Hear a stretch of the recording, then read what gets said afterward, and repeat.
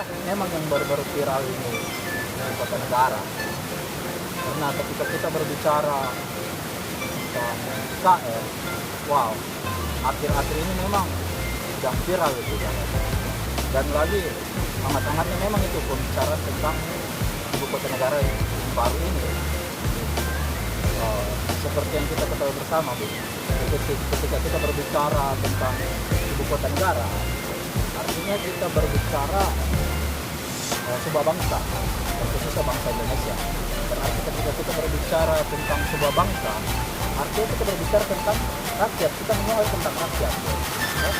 Berarti dalam hal ini ketika kita berbicara tentang rakyat itu, harusnya banyak sekali hal yang bisa kita ulas dan kita diskusikan bersama pada kesempatan hal tentang rakyat. Kemudian mulai dari saya ini taruhan di sana, saya ini taruhan di sana, apa? Saya ini lagi taruhan di sana. Terus, kita lanjut bahas kita. Begini deh, berbicara di kota negara hari ini, gitu. Banyak hal kompleks yang kemudian harus kita bicarakan. Banyak hal kompleks yang kemudian bisa kita ulas. Banyak hal-hal yang memang harus kita diskusikan bersama sebagai seorang pemuda. Karena memang sejatinya seorang pemuda ialah agen perubahan. Sejatinya seorang pemuda artinya orang-orang yang berpikir tentang kebaikan sebuah bangsa, Iron Stock atau generasi penerus. Maka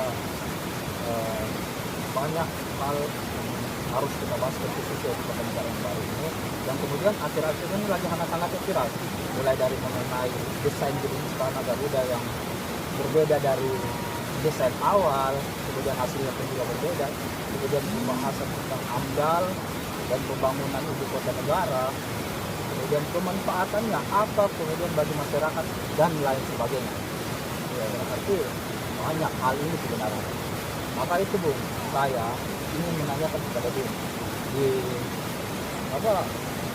channel kita ini, Nostradamus Project ini, tentang menurut Bung ini, analisa Bung saja sebagai seorang pemuda, kemudian sebagai seorang yang aktif di dunia selatan, itu apa alasan Kalimantan Timur itu harus dijadikan ibu kota negara yang baru? Karena sampai hari ini kita belum dapat alasan konkretnya.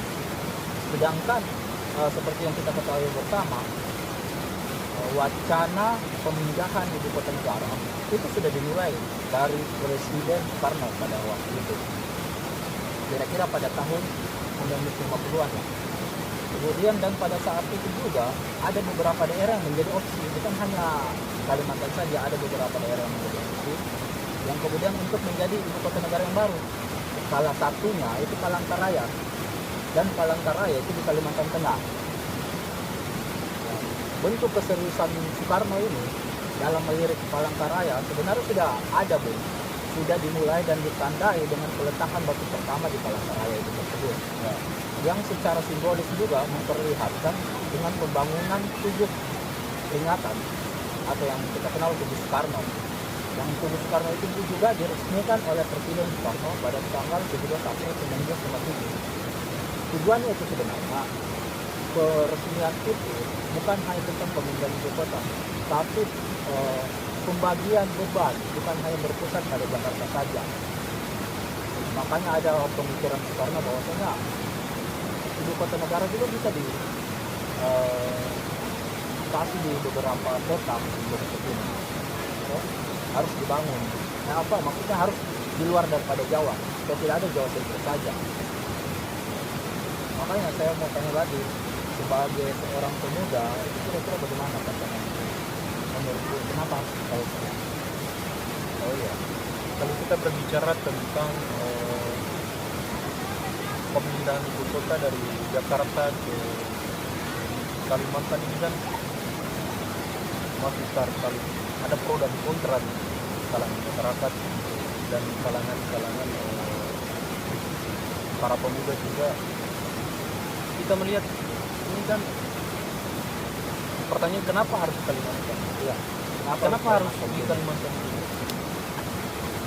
kalau kita mengacu pada konsep awal dari pemindahan ibu kota, di mana gagasan-gagasan besar dari Bung Karno ini kan, pemindahan ibu kota itu kan salah satu bentuk upaya untuk meringankan Jakarta dari hiruk-pikuk pemerintahan. Nah, kita lihat saat ini itu salah satu dimanfaatkan, salah satu tameng itu pernyataan dan gagasan yang dilakukan oleh Bung Karno itu, salah satu tameng oleh pengusaha hari ini agar apa yang mereka lakukan diamini oleh masyarakat umum. Nah, kalau kita melihat kenapa harus Kalimantan? Nah, kita lihat dulu Kalimantan Timur ini kan salah satu kabupaten atau daerah yang paling besar dan paling banyak perusahaan-perusahaan batubara di dalam. Iya, tambang. Proyek-proyek tambang batubara itu sangat besar. Nah, di dalamnya juga kalau kita masuk lagi ke dalam, proyek-proyek batubara itu yang sangat banyak dikuasai oleh para elit-elit dari Jawa. Betul. Para elit-elit itu yang sedang menguasai hari ini. Kalau kita kenal salah satu PT yang paling besar di sana itu adalah PT Bumi.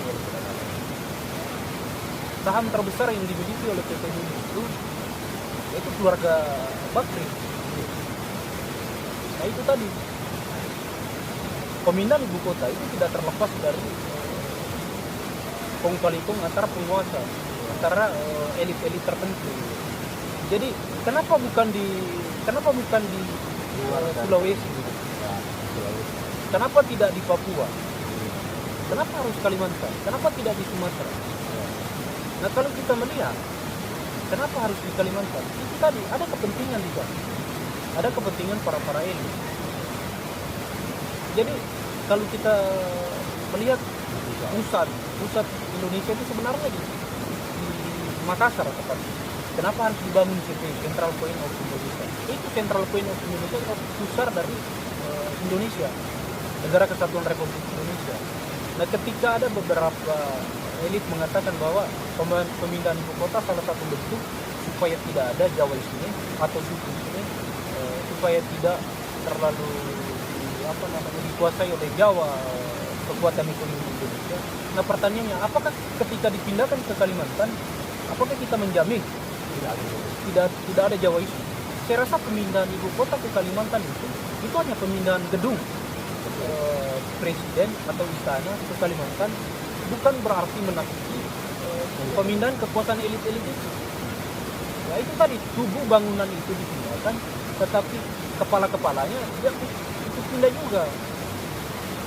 Jadi Jawaisme itu masih melekat di Kalimantan itu. Jadi tidak ada bilang netral untuk menetralkan Indonesia. Enggak, namanya saja kerakusan dari seorang penguasa itu, dia sudah memikirkan jauh.